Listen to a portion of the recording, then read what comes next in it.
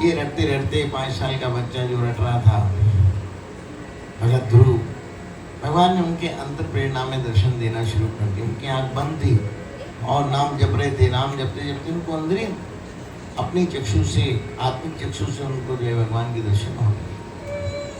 दर्शन होते होते भगवान इतने प्रसन्न हुए कि भगवान का मन हुआ कि हमें साक्षात जाके उनको दर्शन देना चाहिए। भगवान विष्णु भगवान चतुर्भुज रूप में ध्रुव जी के सामने खड़े हो गए।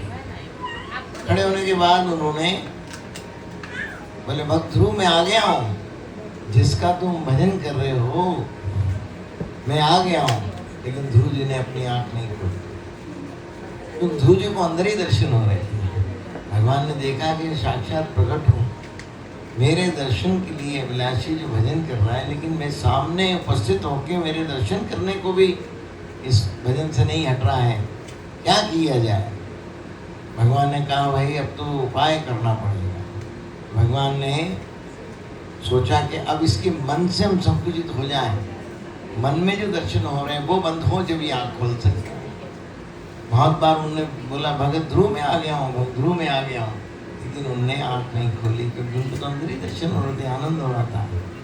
उस आनंदित होकर उन्होंने किसी भी तरह से उनको आवाज़ ही नहीं आई। उन्होंने कहा बोल रहे होंगे, आए होंगे भगवान, लेकिन जब भगवान ने देखा कि ऐसे आँख नहीं खुलेगी, तो भगवान ने अपने आप को संकुचित किया। उसके मन में से बाहर आ गए। जैसे बाहर आए तो उनको छटपटाहट हुई। ध्रुव जी छटपटाएंगे, क्या हुआ? जिस तरह से बहुत गर्मी से व्याकुल होकर हम पानी के लिए कैसे छटपटा जाते हैं कि जल मिल जाए, एक घूंट जल मिल जाए, एक घूंट जल मिल जाए, उस तरह से उनकी छटपटाहट होकर आँख खुल गई। आँख खुली तो भगवान सामने बोले, ध्रुव तुम जिसका भजन कर रहे हो मैं साक्षात तुम्हारे सामने हूँ। बोले, भगवान मुझे इस दर्शन से वो दर्शन अच्छे लग रहे थे, मुझे उसी दर्शन में विलीन कर दो। भगवान ने कहा, देखो तुम्हारी तपस्या पूरी हुई, जिस वजह से तुम घर से निकले वो सब मैं आनंद तुमको करता हूँ। तुम्हें उसकी गोद में नहीं, मैं अपनी गोद में बिठाता हूँ।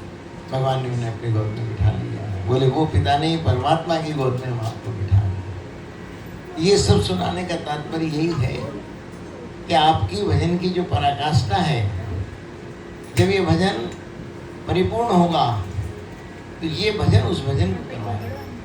हम जो ये भजन कर रहे हैं, ये तो एक मन लगाने का तरीका है कि हम भगत हों, हमारे मन में भगत के लिए, भगवान के लिए विश्वास बढ़े। ये विश्वास बढ़ाने तक का काम कर रहा है, लेकिन अंतर प्रेरणा का मन इस भजन के द्वारा होता है, इससे उसकी शुरुआत होती है, लेकिन ये वो भजन नहीं है।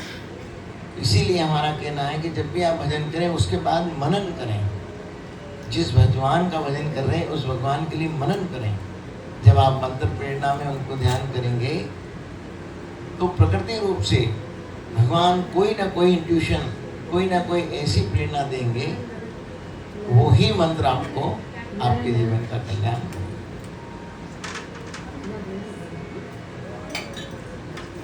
अब हमें एक भगवान विष्णु जी का प्रसंग हुआ है। भगवान विष्णु की प्रसन्नता के लिए आपको कौन सा मंत्र करना चाहिए वो हम आपको सुना